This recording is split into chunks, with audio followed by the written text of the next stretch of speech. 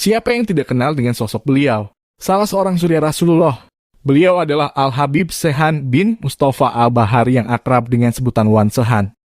Seorang yang sering sekali disebut-sebut oleh para ulama-ulama dan para habaib sebagai waliullah yang nyeleneh, yang sering menghilang jika sudah karomahnya terlihat di suatu tempat. Di antara karomah-karomah beliau, jalan belakangan. Tidak tahunya sudah sampai duluan suatu ketika sebut saja si A bersama jamaah mau berangkat ke acara maulidan lalu sambil lewat menyapa sang Habib. Habib, ayo kita ke maulidan nanti kemalaman.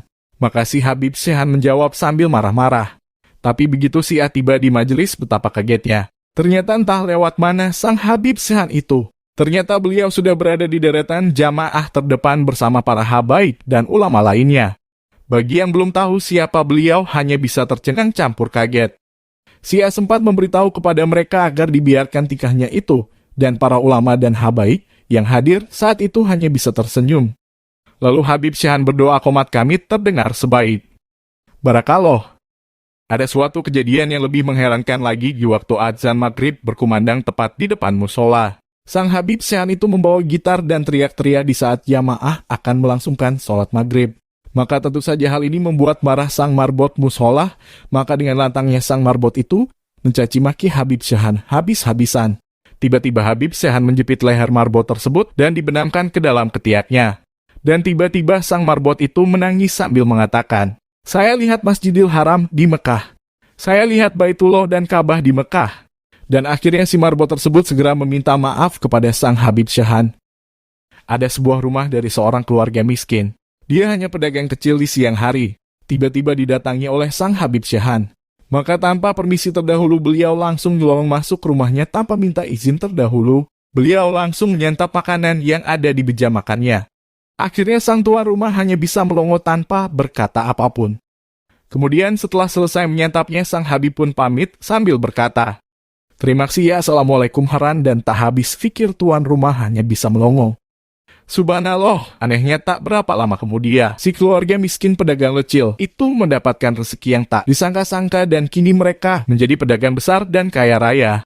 Menurut segelintir orang yang paham artinya, jika seandainya tuan rumah tadi marah-marah dan tak terima, maka tidak akan menjadi seperti sekarang. Bisa menjadi orang yang kaya raya. Kisah lain lagi, ada seorang tukang es cendol di Madrasah Al-Watoniyah Klender, Jakarta Timur.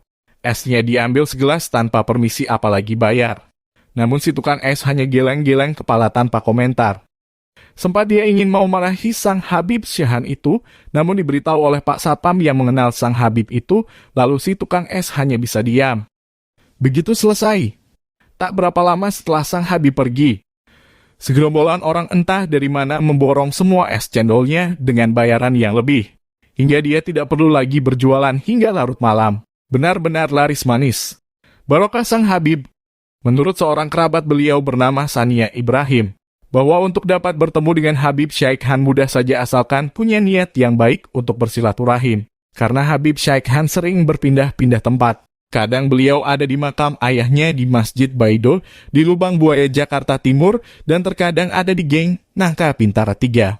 Dan menurut cerita kalau bertemu beliau akan disambut khodam jin nih di depan pintu dan hanya orang-orang yang soleh dan punya niat yang baik yang dapat berjumpa dengan beliau dan apapun kata-kata Habib Sehan dan kelakuan beliau jangan diterjemahkan dan diartikan seenaknya karena yang tahu maksudnya hanya Allah. Masih banyak lagi kisah-kisah tentang beliau yang kami dengar dari para guru, sesepuh, orang tua dan teman-teman. Beliau para guru hanya pesan bila dan barangkali suatu waktu Anda ketemu sang Habib eksentrik itu. Kemudian tiba-tiba istri atau suami Anda atau Anda sendiri dibentak-bentak dan dimaki-maki, sebaiknya Anda diam dan bersabar. Biarkan beliau sesukanya, kita tidak tahu kehendak Allah yang bisa saja melalui perantara beliau dan hanya Allah lah sang maha tahu karamah yang dimiliki para wali adalah merupakan sesuatu perkara yang terjadi di luar kemampuan akal manusia biasa untuk memikirkan atau menciptakan. Perkara itu karomah diberikan Allah kepada hamba pilihannya. Setiap sikap, perbuatan, dan ucapannya serta keadaan hatinya selalu bergerak dalam khasanah Allah semata.